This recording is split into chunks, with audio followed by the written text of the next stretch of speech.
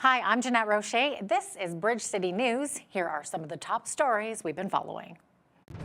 The stock market takes a tumble today following Wednesday's historical soar after Trump pauses reciprocal tariffs. And on the campaign trail, Carney promises to add scanners and drones and 1,000 more officers at the border, while Poilievre promises to cut the cost of building new homes. And the bus driver who rammed into a Montreal daycare killing 2 children is being called not criminally responsible by a psychiatrist. Parents react. Your nation. Your province. Your southern Alberta. From the heart of Lethbridge, it's Bridge City News with Jeanette Roche. Thanks so much for joining us.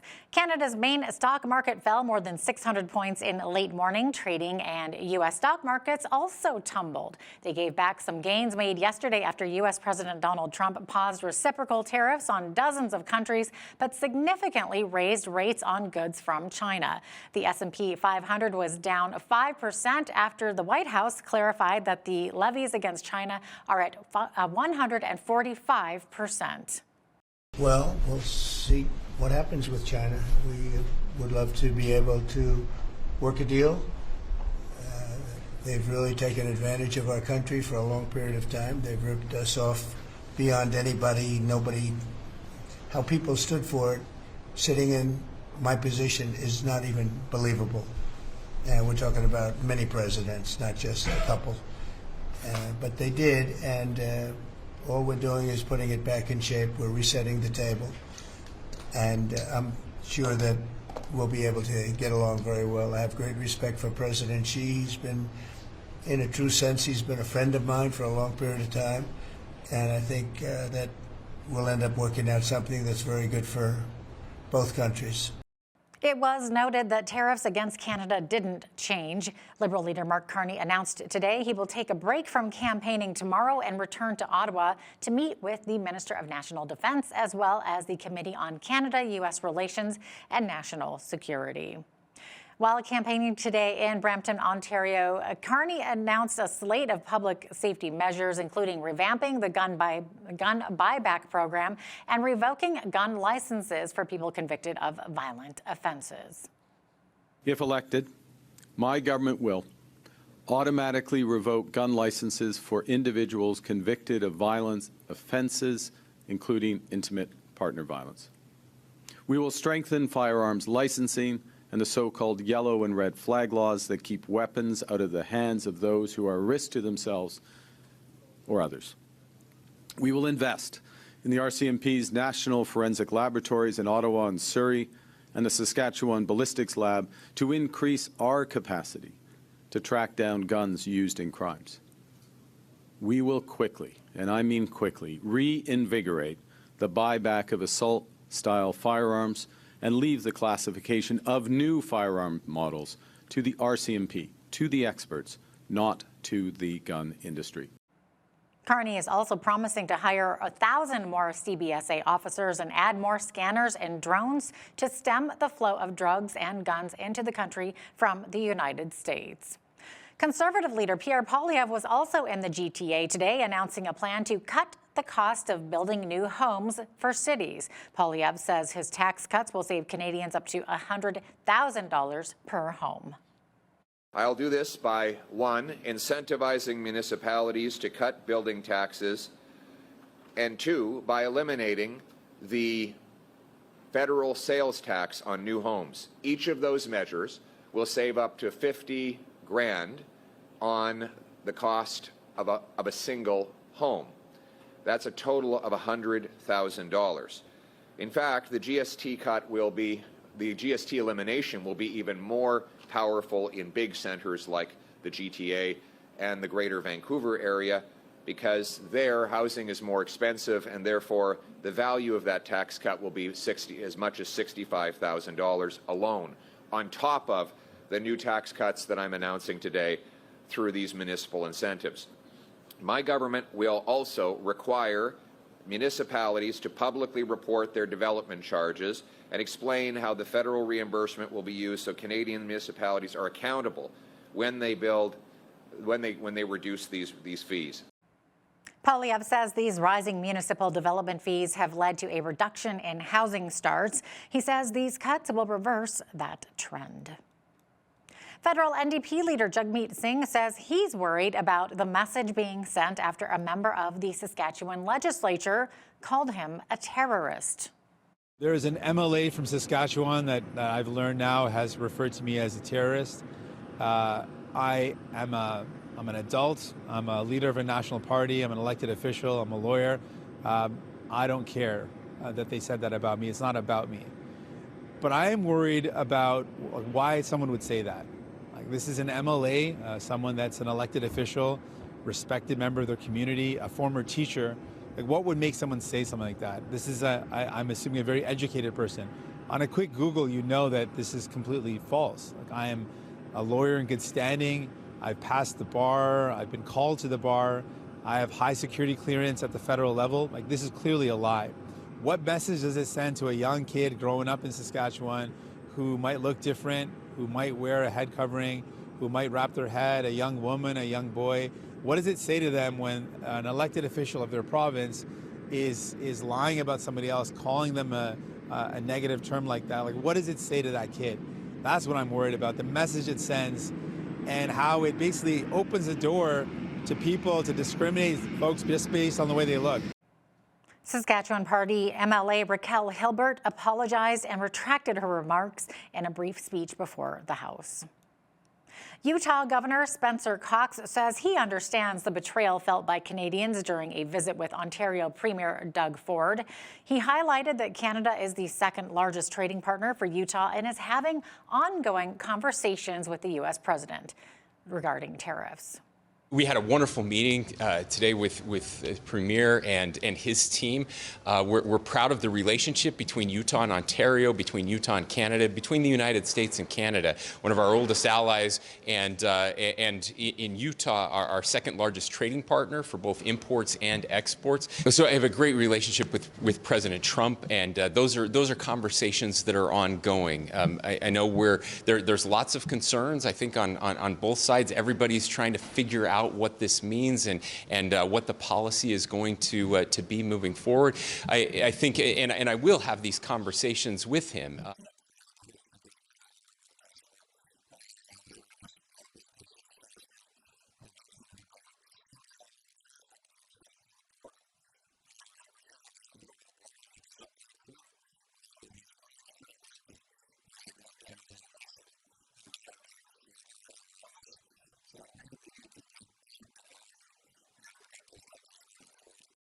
New polls are supporting evidence that Western Canadians are considering the move of secession from Canada if the Liberals are to win the federal election.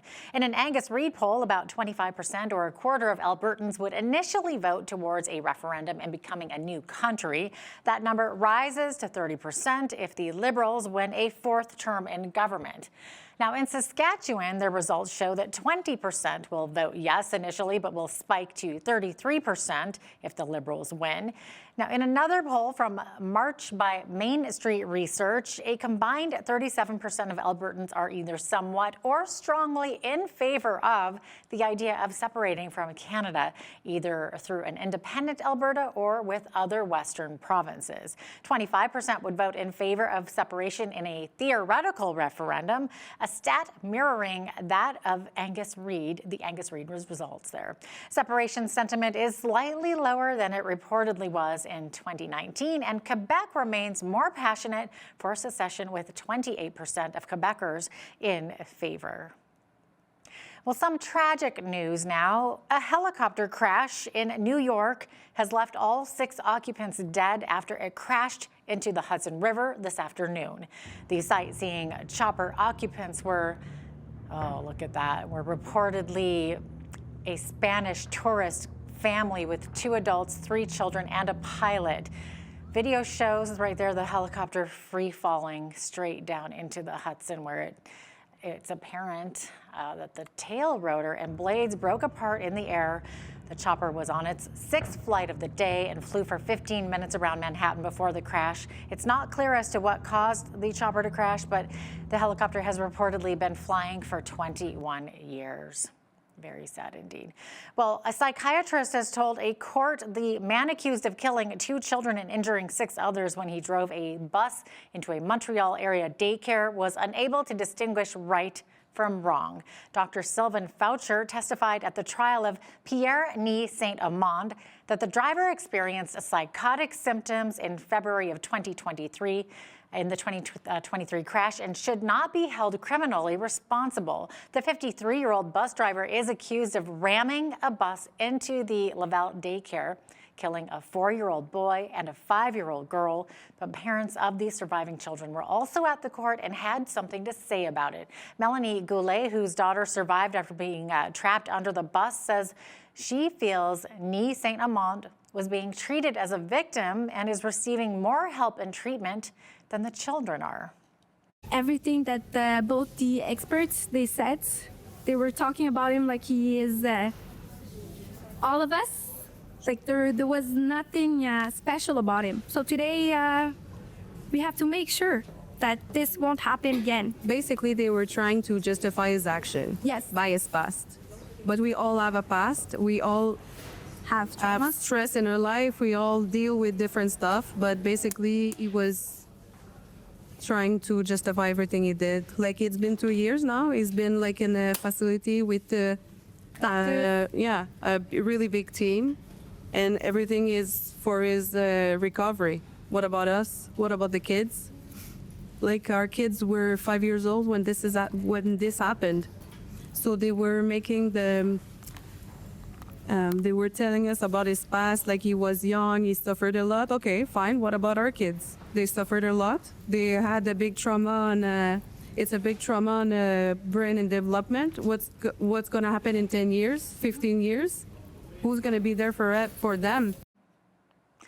Well, with the wildfire season just around the corner, the province is making improvements to its wildfire weather monitoring stations. Improvement it hopes will prevent blazes like last year's wildfire in Jasper. Forestry and Parks Minister Todd Loewen says $900,000 in budget 2025 will bring the total investment in upgrades to $1.9 million over the next 3 years. So what does this new funding mean? First, it will go directly towards upgrading older equipment and technology. Some of our current stations have served us well, but it's time to modernize them to ensure they're providing fast, reliable, and accurate data in all conditions. Second, it will support the expansion of the network by adding new weather stations in under-monitored areas. Alberta Wildfire is working to identify the most strategic locations for these new stations based on data gaps, fire history, and emerging threats. These enhancements to our monitoring network will help wildfire response teams do what they do best, act quickly and efficiently. With more accurate, up-to-date weather data, Alberta Wildfire will be able to direct crews to where they're needed most, plan proactively, and anticipate fire risks earlier, helping them stay one step ahead of dangerous wildfire conditions before they escalate. Loewen says upgrades to sensors at these weather stations will also help them monitor the snowpack through the winter months, giving a clearer picture of how dry or how moist conditions are at the beginning of the wildfire season. A grant of $50,000 was approved by Alberta government for the initial planning work at St. Francis Junior High School located in South Lethbridge. Carmen Mombarkit, board chair with Holy Spirit Catholic School Division, says it will be determined in the coming months whether the school will undergo renovations or be replaced with a new building, offering children a modern, fully equipped, functional, and safe facility. Even with a modernization, can this building and all areas within the building, particularly those basement areas, be made fully functional and safe? If the answer is no, then the most obvious thing is then we have to look at new construction. What about the rest of the building where, even though there's no exposure anywhere in the building to things like asbestos, any version of construction and taking down new ceiling tiles with the old ceiling tiles underneath of them, there's asbestos. So then is it safe within the realm of reconstruction? If the answer is no, then it leads to a new build. The downside possibility of new construction is loss of space. New schools don't provide the amount of space for students to be able to do the things that students should be able to do. So those are some of the things we have to balance. Over the years, we've had leaking in the school roofs, and our equipment isn't state-of-the-art quite yet, but hopefully we can get it to there. No air conditioning, and if you forget a water bottle, like no like drinking fountains, just those like water bottle fill-ups. So we've had multiple areas where there's been mold and different things that we've had to treat. And then, right, you have to displace students with that, which impacts learning. And so being able to actually not have to worry about and all the old structural when trying to provide an education for all these students. And the goal is, our hope is for it to be announced in the next budget. Hopefully, I guess it would be February that we're hoping that this could potentially be announced. According to the Alberta government, St. Francis Junior High School was built back in 1958. Lethbridge School Division is piloting a kinder care program at Senator Buchanan and Nicholas Sharon Elementary Schools, offering the students the opportunity to participate in a full-day program instead of the traditional half-day. Christine Light, Division's board chair, explains the initiative is being carried out as part of the 2024-25 operating budget. Light says the program has been successful so far, and it will continue into the 2025-26 school year. She adds that at the end of this period, a reevaluation will be made to determine whether the program will continue. The benefit of the kinder care program is that not only does it allow for more time for students to transition and build capacity for full-day learning, which they'll be experiencing moving into grade 1, but they'll also be able to receive the supports that they need in a play-based and inclusive learning environment. Currently, we have approximately 40 students total in the schools. And so what we found, there was a challenge within our community for parents to do the transition of picking children up during the half day and then returning to work and taking them to childcare. What we're really hoping is with the new funding model for childcare and the funding for our kinder care project, we're providing choice for families to be able to choose education over childcare to allow their children to get the supports and services that they need. The official says eligible students can access transportation and, in many cases, ride the bus with their older siblings. Members of the public had a chance to speak their mind Thursday at City Hall. The Economic and Finance Standing Policy Committee heard concerns about the issue of metallurgic coal mining in the Rockies. Opponents of coal mining projects, such as the Grassy Mountain Project, claim excess selenium will poison watersheds in southern Alberta, and particularly the Old Man River, which flows through Lethbridge. Presentations were given from Environmental Manager Mark Svensson, and which showed concern for the city's water treatment plant. Federal candidates for the Lethbridge riding, Liberal Party's Chris Spearman and Green Party's Amber Murray, voiced their stances. A representative of Northback Holdings, the company planning to run the Grassy Mountain Project, also presented to their committee their solutions on excess selenium as a result from the mining. A hearing was concluded last month by the Alberta Energy Regulator, who will make a decision whether or not to grant Northback an exploratory permit for the Grassy Mountain site. Looking overseas now, World Vision, one of the world's largest children's charities that has operated in Myanmar for 30 years, has launched an emergency response to urgently help children affected by the devastating 7.7 magnitude earthquake. Peter Wooding of Global News Alliance reports. The death toll following the devastating Myanmar earthquake has now surpassed 3,000. A major concern is the safety of children as they become separated from parents or caregivers. In response, Christian charity World Vision has launched an emergency response to help at least 500,000 people with life-saving essentials, as well as ensuring safety and protection for the most vulnerable, especially women and children. Speaking from one of the worst-hit areas in the Mandalay region is World Vision Myanmar National Director Dr. Ki Min. I'm now at the epicenter of the Mandalay, where the earthquake started, and you can see the infrastructure damage such as this in many parts of the affected area, and we cannot pass through this bridge. So it is quite difficult for us to bring in the supplies to go through this bridge, but we will be finding a way to go there with different detours. And the earthquake compounded an already dire humanitarian situation in Myanmar, where nearly 20 million people were already in need of humanitarian assistance. Peter Wooding reporting for the Global News Alliance. It is amazing to see such wonderful organizations like that helping people in such tragic circumstances. Well, here in southern Alberta, it was another beautiful spring day with the daytime highs well above the average. But tomorrow, maybe leave your hat at home because it's going to be a windy one. I'll get right back to you with the full forecast right after this.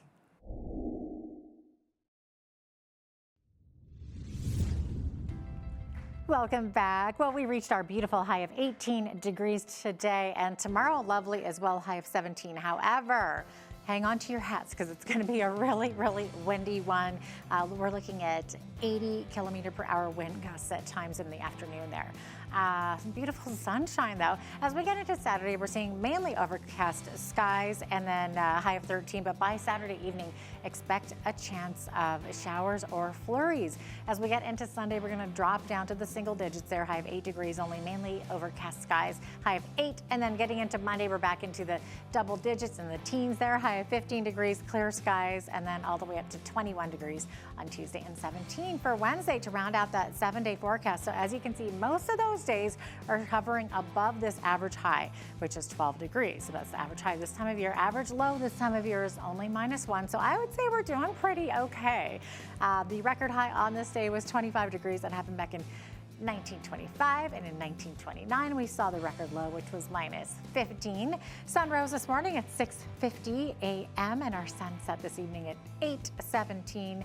We're looking at 4 minutes more daylight than we saw yesterday, so 13 hours 27 minutes to be exact. So on the west coast tomorrow, we're looking at mostly partly cloudy skies in both of these cities here. Victoria 11. Vancouver sitting at a high of 12 degrees tomorrow. Edmonton and Calgary, lovely clear skies and mid-teens, so 15 for the high in Edmonton. Calgary seeing that high of 17 degrees. Mostly sunny as well as we look to the rest of the prairie, so a little bit of cloud coverage there in some of those cities, but Saskatoon seeing that high of 13 tomorrow, 19 for the high in Regina, high of 15 degrees in Winnipeg with lovely clear skies. Now, as we get to the central part of the country, we're going to see a little bit more precipitation in some of these areas. Not Toronto, though. Well, actually, Toronto is showing some rain. For the most part, it's supposed to be clear skies, but then later on, we could see that possibility of showers, 7 for the high. Now, Ottawa is the one I wanted to talk about here. We're seeing 70% chance of showers, 70% chance of flurries rather in the morning, switching to 70% chance of showers by the afternoon, high of 6 degrees. And then Montreal seeing that mix of snow and rain in the morning, by the afternoon, a 40% chance of more showers with a high of 5 degrees. As we look to Atlantic Canada, Fredericton, 30% chance of showers in late afternoon, 9 for the high, high of 8 in Halifax. But 4 degrees along parts of the coast, so a little bit chilly there, partly cloudy skies. Clear skies in Charlottetown tomorrow, high of 7, and then 8 degrees for the high in St. John's, but also only 4 degrees along certain parts of the coast there. Also clear skies, so there you have it. That is your forecast.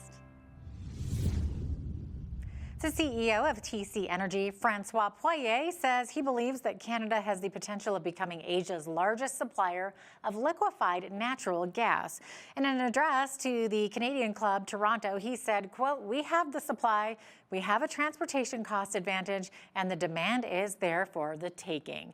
LNG Canada is currently in the process of completing the country's first large-scale LNG export facility in Kitimat, BC, aiming for its first exports midway this year. In a past interview with BCN, former Encana CEO Gwen Morgan says it took a while for corporations in Canada to commit or successfully move forward with approved Canadian LNG projects.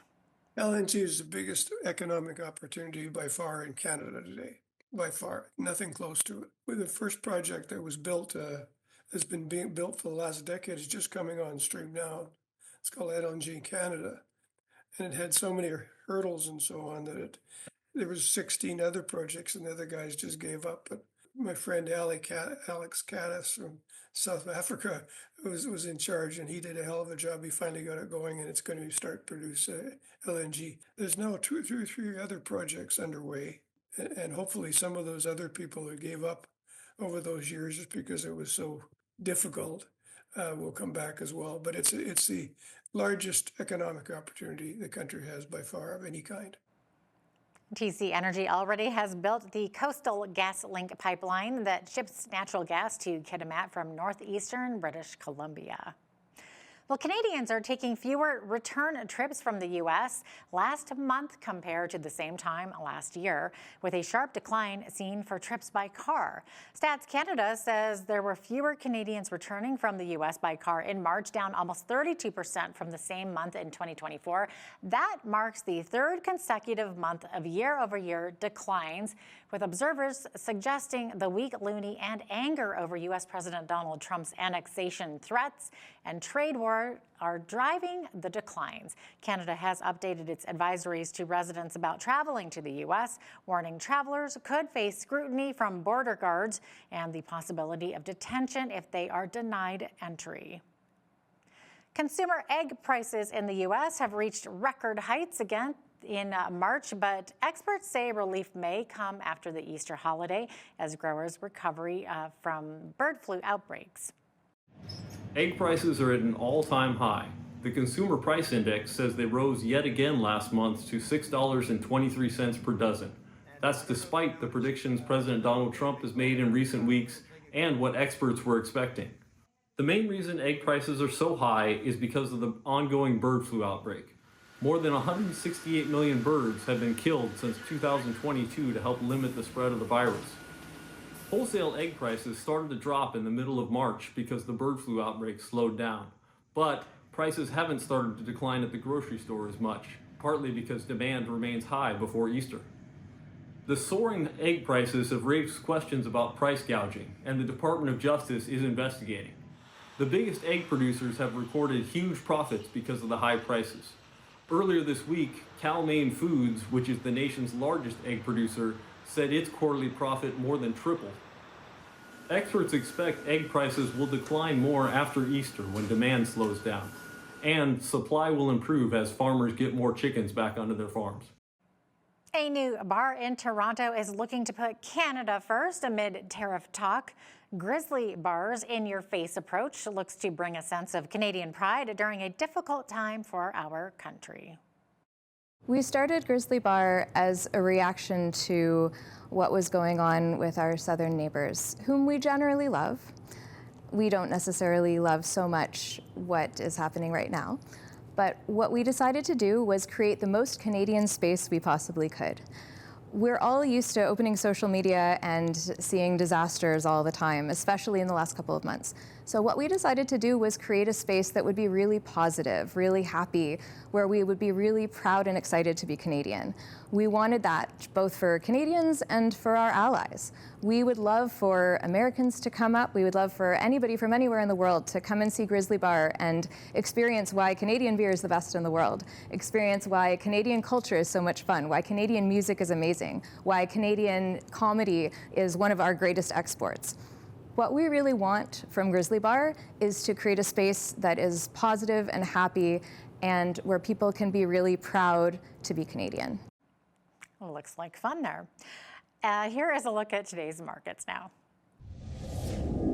The TSX was down 712 points on the day to finish at 23,014. The Dow is down 1,014 to 39,593. The S&P 500 was down 188 points to 5,268, and the Nasdaq was down 737 points to 16,387. West Texas Intermediate Oil was down 210 to 60.24 US per barrel. Natural gas was down 30 cents to 350 US. Gold was up 89.18 to 31.7542 US an ounce. Silver was up 30 cents to 31.21 US an ounce. Feed wheat is at $8.71 per bushel. Barley is at $6.75. Canola is at $14.84, and corn is at $8.13 per bushel. Live cattle were down $1.95 to $285. Feeder cattle were down 97 cents to $282, and lean hogs were down 97 cents as well to 86. And the Canadian dollar was even over the past 24 hours and currently sits at 71.50 US.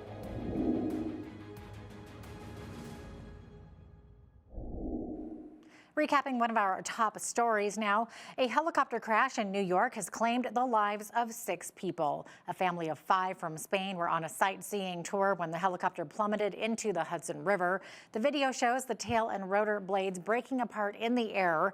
The chopper was on its 6th flight of the day and flew for 15 minutes around Manhattan before the crash. The pilot was also killed. It's not clear as to what caused the helicopter to crash, but the chopper has reportedly been in service for 21 years.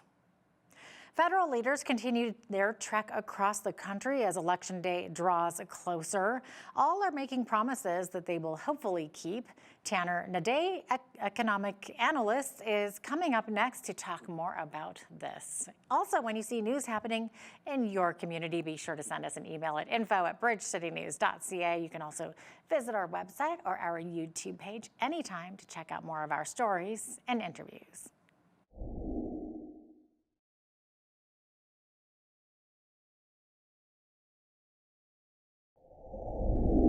Well, the battle for Canada continues with election 2025, and the future direction of our country is on the line. So joining me in studio to chat about our federal election is Tanner Naday. He is an economic analyst from Lloydminster. He's a political commentator and public speaker. Tanner, welcome. Great to have you as our first studio guest since COVID. My pleasure. Thank you for having me. The inaugural one here. So great to have you with us today.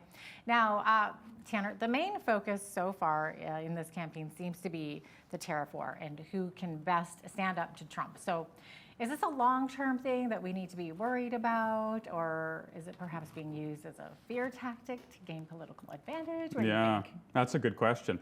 Well, as far as I'm concerned, I think the main thing that Canadians ought to be concerned about is the Canadian federal government using the tariff war or the tariffs to justify all of these policies which I think are damaging for Canada. So my concern is the Canadian government using the American government to justify these policies which make no economic sense whatsoever. So I have no doubt, and we all know, that the government right now is using the tariffs to justify very radical moves, or will indeed do so in the future if they're allowed to engage in that sort of action. So that's my ultimate concern. Yeah, so you're against reciprocal tariffs? Yes, absolutely. Yeah. That doesn't help Canada. It harms Canada, and we're very foolish to try and engage in a trade war with America. That isn't something that we ought to do. No, instead, I think we ought to the best of our abilities, open up trade in the markets and demonstrate how free trade is beneficial to both countries and enables the flourishing of both countries to increase, not decrease, rather than what we are trying to engage with the American administration right now. Yeah, your opinion's not much different than a lot of the people that we've been interviewing. Yeah, sure. Now, Tanner, the polls continue to show a Liberal Party lead, but the Conservatives are narrowing that gap. So how much weight should we be putting in the polls? Well, that's a good question too. To be entirely honest, I put all the weight on Jesus Christ. I don't put much weight into polls precisely because it's man's wisdom. I don't think it's Christ's wisdom. And so it might be that right now it says that Carney is winning or is going to win the election and Poilievre is going to lose, but I'm confident that the Lord will have his way. And maybe that does mean that Carney wins, perhaps. Maybe Poilievre wins. I don't know. What I do know is that, Almighty is sovereign and his will be carried out. So how much weight to put into polls? I would say not as much weight as I put into Jesus Christ. Okay, yeah, and polls can be so deceiving They can. too. Maybe they're basing it on 1,500 people. Of course. Oh, of course. It's Right. so difficult to do statistics. Absolutely. Yeah. So certainly affordability, another major issue in this election, along with the housing market. And then it looks like both Carney and Poilievre are promising these GST cuts on new homes, but I'm guessing it'll take more than that to fix things. Yeah. So as an economic analyst, what do you think needs to be done to make housing more affordable? Oh, you're absolutely right. Far more needs to be done than just cutting GST. We've had these low interest rates in Canada for how many years? They were artificially low, right? They were set to be so very low, as to then entice individuals who otherwise wouldn't be able to purchase a home to purchase a home. To be entirely honest, they didn't have the capital that was required to do so, but they were told by these low interest rates to buy right now. Now is the time to buy. It's cheap. It's cheap. And then when the lockdowns came and people were, working from home, that demand only increased. More and more people wanted a nice home to live because that's where they were working. And so with that increase, that spike in demand brought on by low interest rates and the lockdowns, you saw this massive jump in prices. Because of course, every builder knew there was money to be made right now. And along with this massive immigration that the country has, people need places to live. Lots of people need places to live. The demand continued to rise. And with that, an increase in the price of homes. So what do you do to stop the problem? Well, first, I'm convinced you have to cut immigration. I think it has to be zero, to be entirely honest, because you have to slow the demand, right? The first thing you do when the bathtub is overflowing is turn off the tap, right? You don't wait to do that. You do that first. And then you have to allow interest rates to move as they want to move. It's wrong to artificially restrict them so that they're so very low, giving these buyers a false impression of what the market is actually like. So there are multiple steps that need to be taken simply to introduce common sense into the interest rate markets and just the market in general, again, to try and stop the housing crisis. Yeah, it's crazy. Now, here's an interesting one here. So, Tanner, one of the strange things about this election is to see that seniors who typically lean towards the Conservatives are supporting the Liberals these days. Well, the young people have now switched to leaning Conservative. What do you think is the driver behind that? Well, I think with regards to the seniors, I think many seniors are concerned about change. They've lived as they've lived for many, many years. And what Mr. Poilievre is proposing and Mr. Bernier and so on too are the change is radically different compared to what the Liberals have introduced and implemented in Canada over the last 10 years. And so I think there is a real fear among seniors that if there's this massive change, this large shift, that their way of life will be disrupted seriously. But on the flip side, the younger generation, we can't afford homes. We can't afford to work only one job. We can't afford to have children and so on. And we're realizing that the economic situation is so much worse than what has been told to us by so many individuals. And so you can only deny reality for so long. It's no wonder young individuals want to change. This way of life that they've been promised is not coming to pass. And so they want to try and make something different to increase their chances of having this life which we desire. Yeah, well, it sounds like the economy needs a major boost, doesn't it? And the Canadian public is now asking for coast-to-coast pipelines to be built. And it looks like Mark Carney has noticed this and is now promising to speed up major natural resource project approvals. But earlier in the campaign, he went on record stating that he will not repeal Bill C-69, the No More Pipelines bill, as it's known, right? So what do you make of this, Tanner? Oh, that no pipelines will be built under Mr. Carney. Bill C-69 is so damaging for the energy markets. It allows so much regulatory uncertainty into the markets that investors who want to build big energy projects in Canada really have no desire to do so, because there's no guarantee that after they've built their project, the federal government won't shut down that project. And therefore that investor might lose billions and billions of dollars. And so you have all of this hold up right now in Canada's economic markets. And unless you repeal bills like C-69 and C-48, that hold up won't go away. It won't be reduced. And so I think Mr. Carney's talk is just that. It's all talk. Interesting.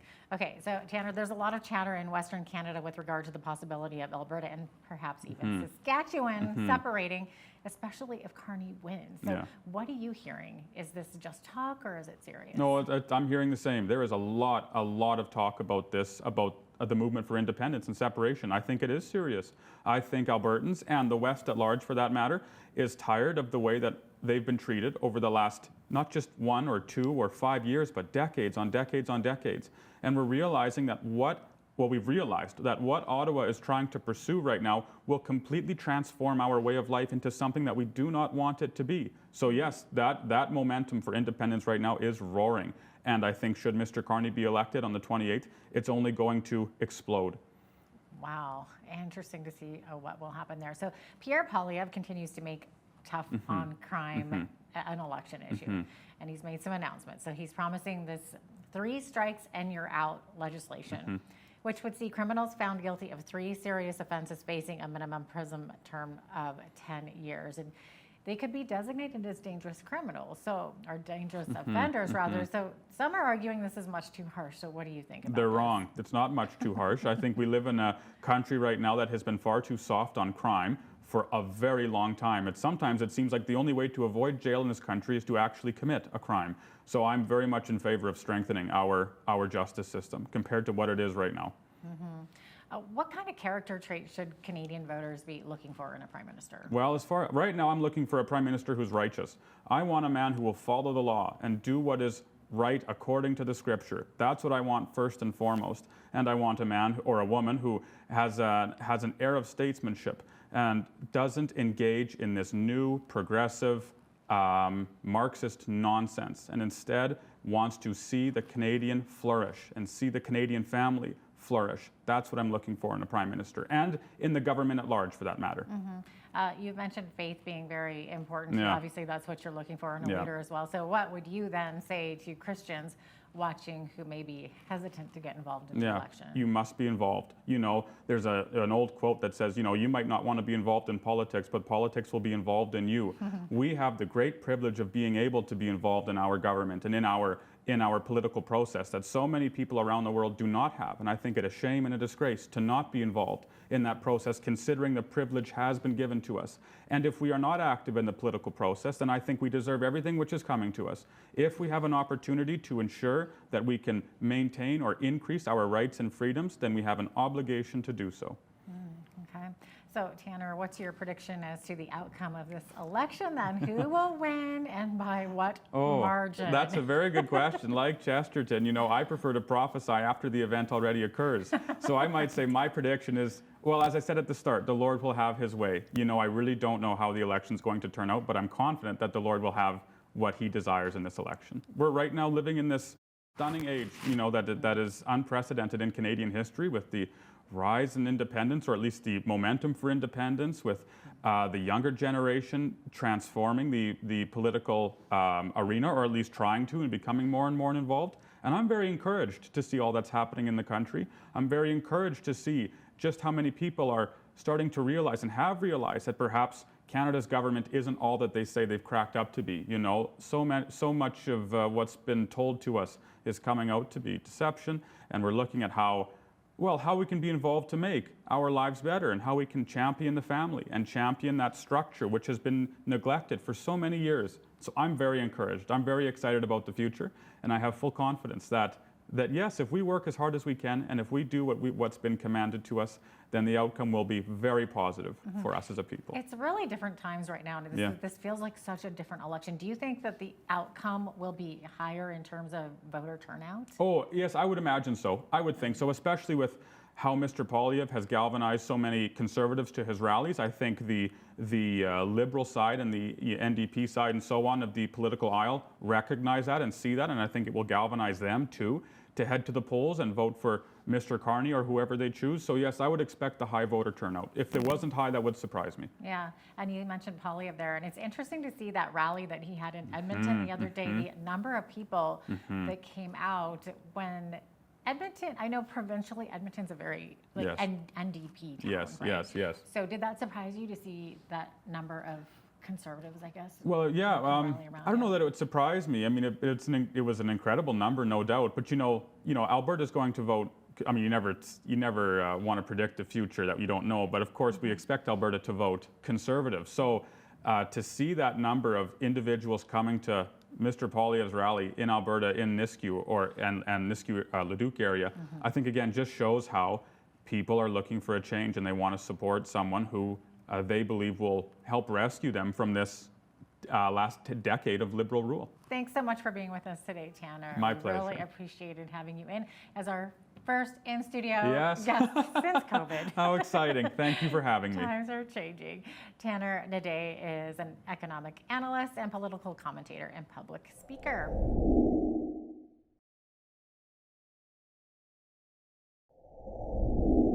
Federal election 2025 continues, and we're seeing some interesting promises from our federal leaders. So how will these impact affordability and our economy?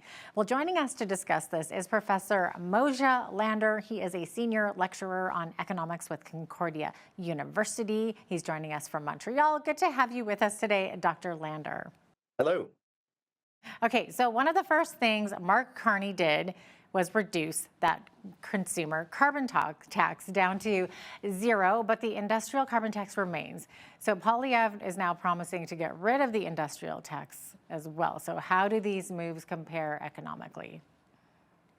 It's bad economically, and it shows the difference between Mark Carney, the central banker, and Mark Carney, the politician. He realized that for any chance of winning the election, he has to negate the Conservatives' Axe the Tax campaign. So he decided to throw in, along with the other Liberal leader candidates, and say, well, I'm going to get rid of it too. From an economic standpoint, the carbon tax is not just a good thing, it's a necessary thing. Not for its ability to raise revenue, but merely because it factors in the correct cost of oil and gas and other carbon-emitting industries and their impact on the changing climate. So I think that both of them have made this path as a political move rather than a good economics move. But I don't think that they're really worried about good economics at this point. They just want to form a government. Good point there. Housing affordability, obviously a big concern for Canadians. Both the Liberals and Conservatives are promising to remove the GST on new homes, and the Liberals to the tune of homes up to $1 million in value, and the Conservatives are coming in and they're kind of one-upping it with saying $1.3 million. So to what degree will this help in buying a home? That's quite a bit of money there. It won't. It's a really bad policy on both sides. And the $1 million is the irrelevant part. It's the fact that you're giving consumers more incentive to demand housing. So if you're giving more demand into a market that's already supply constrained, you're just going to drive prices up. And so that's not going to solve housing affordability. That's going to make it worse.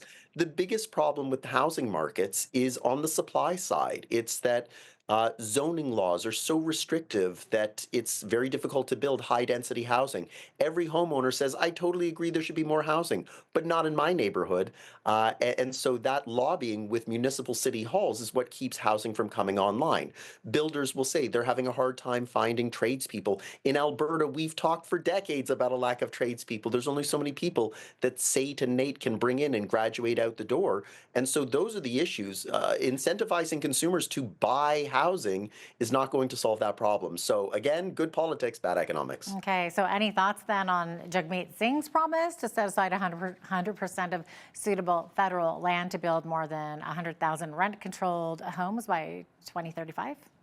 I guess it's maybe the best policy, at least because it's addressing the supply side, but you still need people that are going to come in and want to build on that. Remember that it's not Jagmeet Singh or the NDP candidates that are going to go out and actually build the homes. So you still need to go find construction workers that are going to want to build those homes.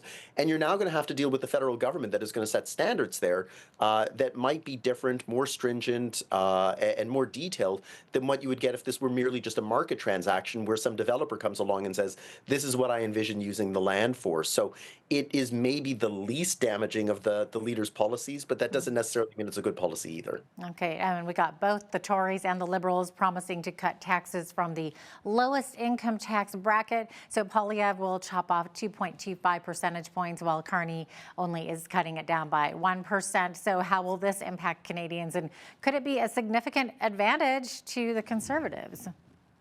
Well, it's an extra 1.25 percentage points, so they both agree on the one. It's the extra 1.25. The thing is, when it comes to labor supply, are you really influenced by that lowest tax bracket? If you're working part-time jobs, just because the lowest tax bracket is lowered, doesn't mean that you're going to race to your employer and say, well, now I want an extra shift. And there might not even be an extra shift to give.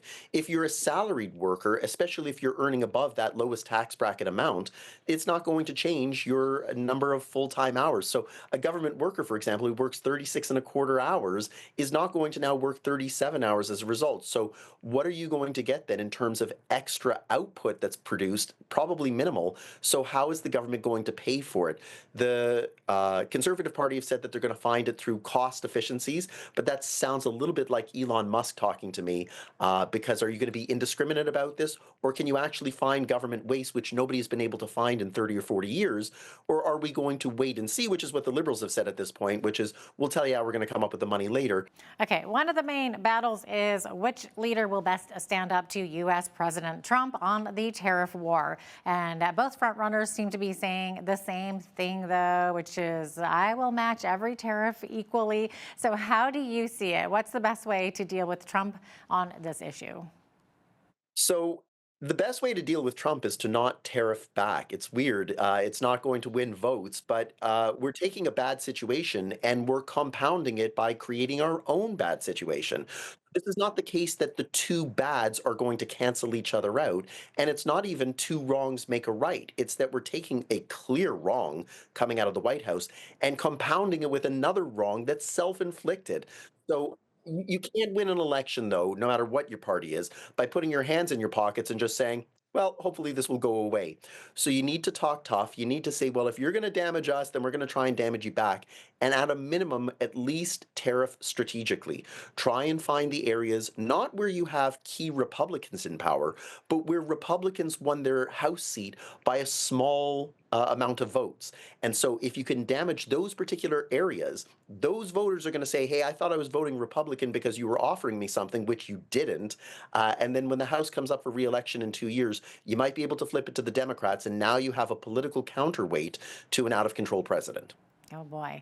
Okay, so if the tariffs remain in place long term, there is talk of the federal government providing bailout packages to citizens as well as to businesses, much like what happened with the COVID pandemic. So big picture here, what would this actually be a benefit then, or would it be a deficit situation that will simply be too hard to climb out of? What do you think?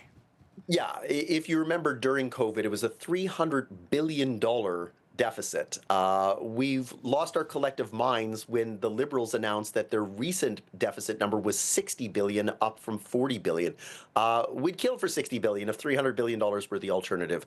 We're not going to see COVID-style supports. I think what we're going to see is that whatever the government is, Liberal or Conservative, I don't think the NDP are going to be the government. What we're going to see is that they're going to have to think a little more strategically. What industries are in decline anyway? What industries are probably not worth saving, that these tariffs are merely accelerating what was a slow death? You don't offer any bailout packages to them. Industries that clearly have a future but have been disrupted because of the tariffs, those are the ones where you come and say, all right, we're going to help you through this. But the issue then is, are you helping the businesses to remain in business, or are you helping the workers who have been temporarily laid off to get to their next job? That's going to be the defining line between the two parties. Generally speaking, Conservatives would tend to support business, Liberals would tend to support labor, but here too it's a bit of a muddy area because it's hard to say how long these tariffs are going to remain in place and what the long run impact is of businesses that might look to just move to the US and avoid the tariffs like Trump promised them if they came to the US to begin with. Mm-hmm. Okay, one of the more interesting promises is Poilievre wanting to cut back on foreign aid spending and instead build up our defenses to protect the Canadian Arctic. So how important is the Arctic to our economic interests? It's hugely important, and it's been neglected for decades. There's a tremendous amount of energy locked underneath the ocean there that nobody has managed to tap yet just because it's been frozen. And there's shipping routes that are going to become much more important as the Arctic remains water more than it remains ice. And so given that we've never really encouraged people to live up in the north, let alone that far north, who is there to defend us? And these days we have a complicating factor, which is as inconceivable as it would have been 6 months ago, a year ago, 10 years ago. Is it now maybe the U.S. that we also have to worry about? They have a presence in the Arctic, in Alaska. They've made a play for they want Greenland.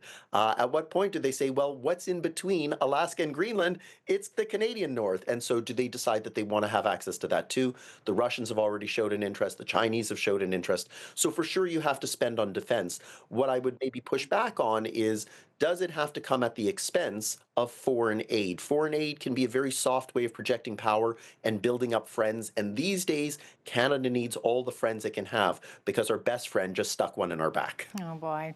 All right. Mark Carney says he would expand the National Dental Care Plan, while Poilievre is saying that he would not make any cuts to the current plan. So any thoughts on the impact that this could have?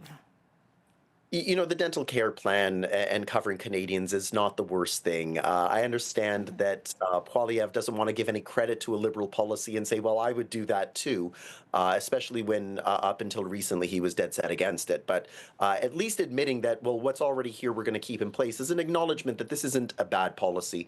We take pride in Canada about our nationalized health care plan. That can't just be from the neck down. It also has to be from the neck up. And your teeth are clearly a part of that story. So the idea of offering some sort of dental care plan is not a bad policy at all. The devil, of course, is in the details. How are you going to pay for it? Where's that money going to come from? And are we going to end up talking about dentist shortages the way we're talking about doctor shortages when you nationalize some part of the healthcare system? Okay. What do party leaders need to do in Quebec to positively impact jobs in the economy in that province? Well, I happen to be in Quebec instead of Alberta today, so looking out my window, you know what? I think that Trump's done a tremendous amount for Canadian unity at this point.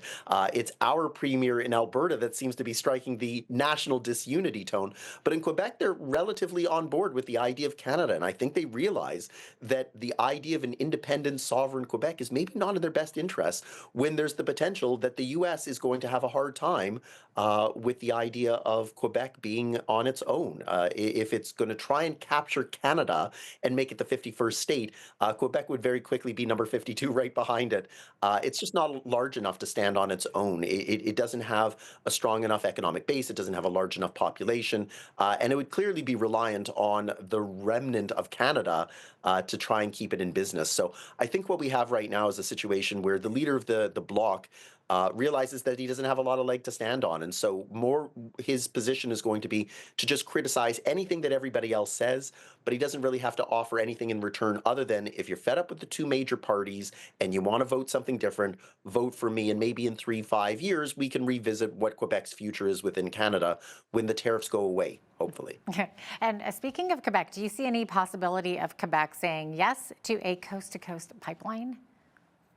It's more reasonable now than it would have been 6 months ago. The issue, of course, is that building that pipeline is going to come with all kinds of conditions like every other province. What labor are you going to use? Are you going to export Alberta labor or are you going to use Quebec labor? You have a whole bunch of unceded territory here where you're going to have Indigenous groups who are going to say, if you're coming across my land, what sort of economic benefits are you going to promise me?